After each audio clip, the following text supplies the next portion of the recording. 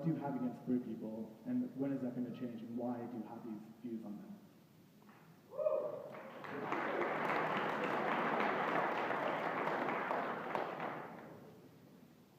First of all, I have to say I'm really kind of amazed that my activities as an undergraduate, which were actually in the late 70s, early 80s, are being discussed. The good news about it, I'll tell you, is that I was there, and Mother Jones was not. Here's what I mean. When I began to become a successful author in the 90s, many, many years after I went to Dartmouth, left-wing groups on the campus created, I would call it, an urban legend history of the Dartmouth Review, looking back at what we supposedly did and basically fabricating stuff and handing it out and relying on Chinese whispers on the left to preserve these legends.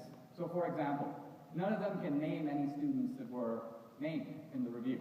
You'll notice that this is all just, this is what he allegedly did. I didn't do it. I've never been to it was something called a GSA. Never been to the meeting, never taken any of their files.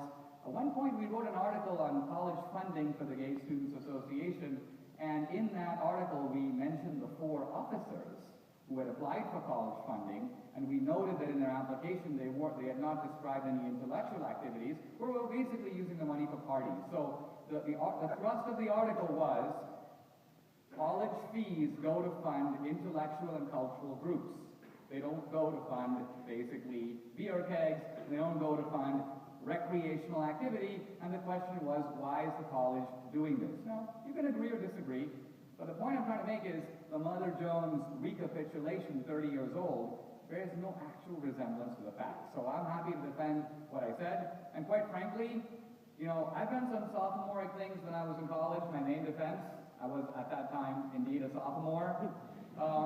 But I don't want to be held accountable for things I didn't do.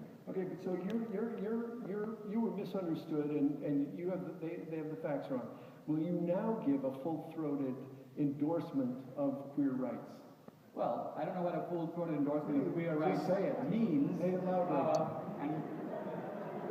I mean, I've read your stuff, and it's I've read, for example, your attack on French intellectuals as people who would trust men who carry handbags. So I hear this in your. Yes, you said that. Yes, you did. So again, that wasn't when you were at Dartmouth, but nevertheless, I think the young man has a question, and the question is, can you now say queer rights, gay, lesbian, transgendered rights are fundamental to your view of what freedom would look like today in America? I'm a firm believer that we are all in this country a minority of one. I don't believe in racial rights. I don't believe in rights that accrue to groups. I believe that as individuals, we have all the rights that we're entitled to under the Declaration of Independence and the Constitution.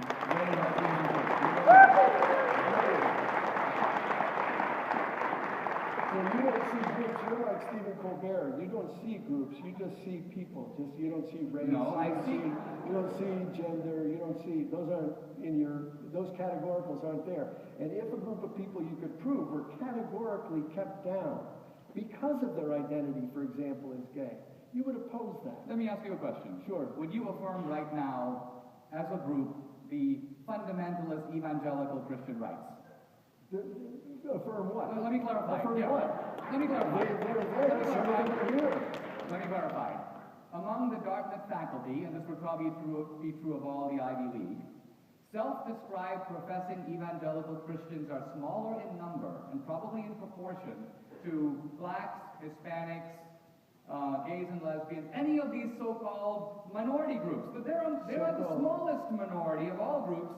So presumably evangelical Christian rights would mean the right to have a group, the right to be recognized as a group, the right to be considered part of diversity, the right to be considered for affirmative action, the right to have the university go out and recruit people to make sure that their perspective is well respected, sensitivity sessions to make sure the students don't make derogatory comments toward evangelical Christians. Would you affirm all that?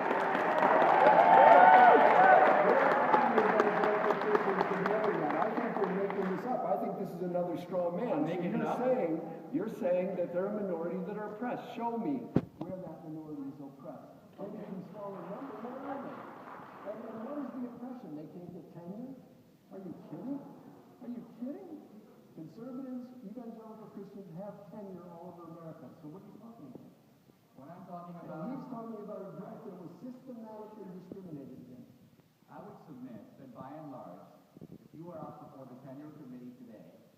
you had one applicant who was, let's say, a champion of queer theory, and another who was a outspoken defender of evangelical Christianity, the queer theorist would be far more confident in speaking up, saying, this is who I am, and would expect that to actually accrue to his or her benefit, whereas the evangelical Christian would do everything he or she could to suppress that, to be quiet about it, because this is the acceptable bigotry of the Ivy League, and you know it.